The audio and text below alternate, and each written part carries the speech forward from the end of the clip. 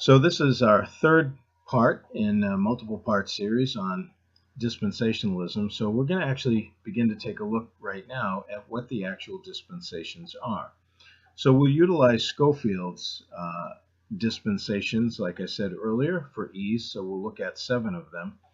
Now, each dispensation begins with God establishing how he will relate to man, and it ends with some form of judgment. And then the next dispensation is introduced. So the first dispensation is innocence.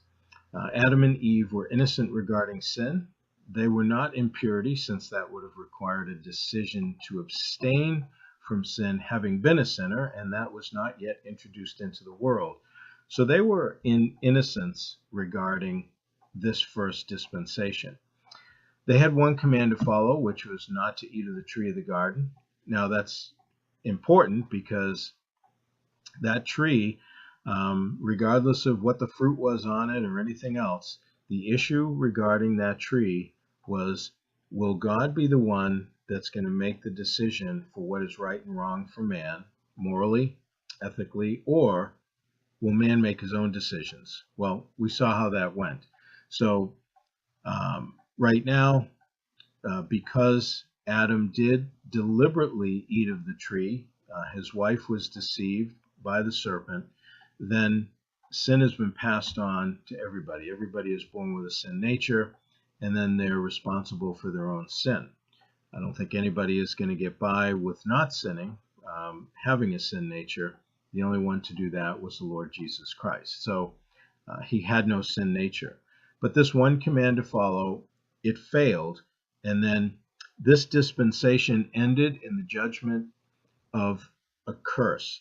The curse, there was a curse upon the woman, there was a curse upon the man and his efforts in labor.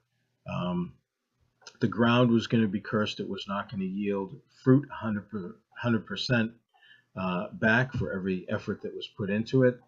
And all of creation was affected by this curse. So this is all going to be reversed, Paul tells us in Romans 8.